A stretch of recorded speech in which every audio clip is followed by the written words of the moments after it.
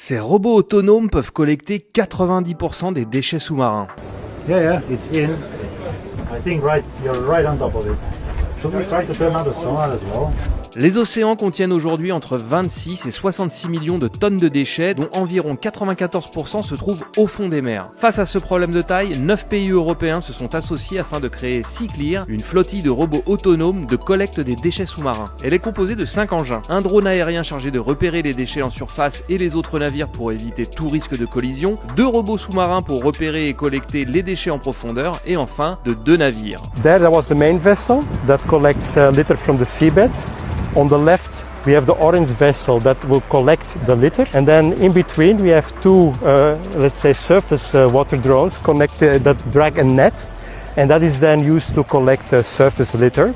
And all the litter will ultimately be first collected by the main vessel and then be transferred to the other vessel that collects it. Un dispositif qui n'aurait pu voir le jour sans l'utilisation de l'intelligence artificielle, qui est principalement utilisée pour la reconnaissance des objets ainsi que pour la navigation. Et on a un algorithme de détection d'objets, et donc on a en fait détecté d'abord qu'il y avait une roue et une espèce de chaise de bureau, et après avec l'algorithme en fait on descend avec la poulie le grappin jusqu'en bas, et on a une image de caméra ici, ce qui nous permet finalement d'avoir un signal qui dit à la pince de se fermer et de pousser justement sur les rebords de la chaise, et ensuite d'avoir la chaise dans le grappin. Et l'appareil est capable de hisser des objets pesant plus de 200 kg jusqu'à une profondeur de 300 mètres. Un système qui devrait rendre obsolète le recours à des plongeurs et rendre cette corvée beaucoup plus sûre qu'auparavant, mais aussi plus économique, puisque selon les projections, son coût serait 70% moins élevé que lorsqu'on fait appel à des moyens humains.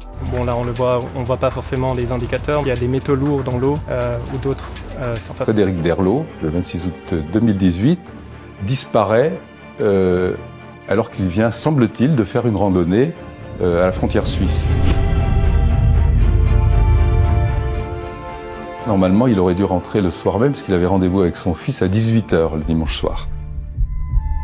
Alerté par sa famille, qui ne le voit pas revenir, les gendarmes découvrent la voiture verrouillée, avec toutes ses affaires à l'intérieur. Les clés sont cachées dans la trappe à essence, comme Frédéric Derlot a l'habitude de le faire quand il part en randonnée. C'est moi qui ai dit aux gendarmes où était la clé de la voiture. Frédéric en randonnée, c'était quelqu'un qui s'encombrait de rien du tout. Il est parti en short, t-shirt, peut-être un sac à dos avec une bouteille d'eau, un fruit, c'est tout. Il prenait même pas la clé de sa propre voiture. La famille décide alors d'enquêter. Elle se rend sur place.